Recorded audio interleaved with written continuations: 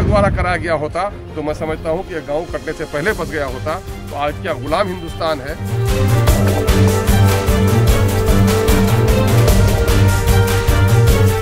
मकान भी कट रहा है, लोगों की मौत भी वाकई हो रही है, कृषि भूमि भी कट रही है, लेकिन सरकारी लापरवाही का नतीजा है कि क्या देश की या बिहार की जनता टैक्स नहीं देती, और अगर देती है तो आखिर क्यों गुलाम है? ये सवाल पूछा है ओवैसी के विधायक अख्तरुल इमान ने। दरअसल इन दिनों जैसे ही बिहार के अलग अलग जिलों में मानसून की सक्रियता बढ़ी, वैसे ही तस्वीरें सामने आने लगी बाढ़ की। जी हां, लोग त्राहिमाम कर रहे हैं, आम जनजीवन पूरी तरीके से अस्त व्यस्त हो गया है और लगातार विपक्ष की ओर से अब इसको लेकर भी सवाल खड़े किए जा रहे हैं। दरअसल आजादी के बाद इतने वर्ष बीत चुके हैं, लेकिन आज भी बिहार में बाढ़ जैसी प्राकृतिक आपदा लगातार बढ़ती ही जा रही है। हर वर्ष सरकार की तरफ से ये दावे किए जाते हैं कि इस बार पूरी तरीके से हमारी ओर से तैयारी की गई है, लेकिन बावजूद तस्वीरें सब कुछ बयां कर जाती है।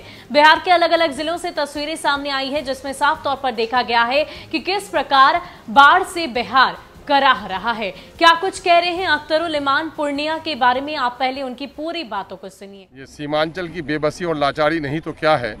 यहाँ के लोग प्रदेश में कमाकर टैक्स अदा करते हैं, लेकिन नदी के कटाव के मामले में बदकिस्मती इस कदर छाई है कि हम ताराबाड़ी में खड़े हैं, यहीं से खाड़ी का पुल नजर आ रहा है और यहाँ पर करोड़ों का मकान जो है पिछले साल कट के गिरा है और एक मकान अभी लटक रहा है।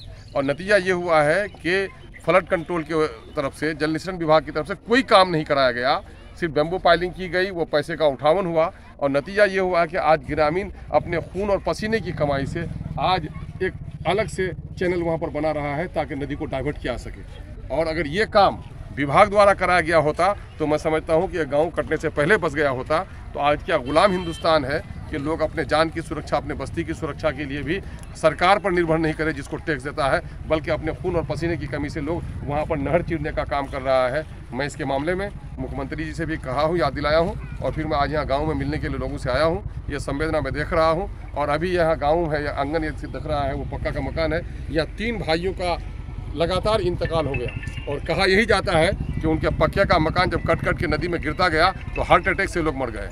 एक तो मकान भी कट रहा है, लोगों की मौत भी वाकई हो रही है, कृषि भूमि भी कट रही है, लेकिन सरकारी लापरवाही का नतीजा है कि गंगा जमुना के किनारे बस्तियां नहीं कट रही हैं और कनकई, मानंदा, डोक और पनार और परमान के दरमियान में हमारी दर्जनों बस्तियां कट रही हैं और उसकी खबर लेने वाला कोई नहीं। खासकर बिहार के सीमांचल क्षेत्रों की बात करें तो वहां पर बाढ़ का प्रकोप खास तौर पर देखने को मिलता है और यही वजह है कि हर वर्ष वहां के लोग अपने आशियाने का जुगाड़ तो करते हैं, लेकिन अगले वर्ष आते आते वो आशियाना एक बार फिर से उजड़ जाता है और उन्हें अपने आशियाने के लिए एक नई जगह की तलाश करनी पड़ती है।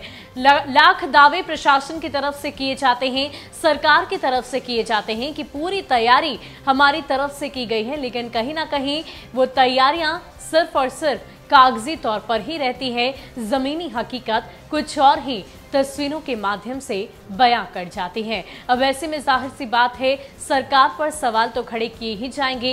विपक्ष की ओर से लगातार सवाल खड़े किए जा रहे हैं और इसी कड़ी में एक बार फिर से ओवैसी के विधायक अख्तरुल इमान ने अपनी बात रखते हुए साफ तौर पर कह दिया है कि क्या बिहार के लोग आज भी गुलाम हैं, क्या देश आज भी गुलाम है, और अगर आजाद है, हम टैक्स भर रहे हैं, तो इस तरह की तस्वीर, इस तरह की परेशानी बिहार की जनता को क्यों झेलनी पड़ती है।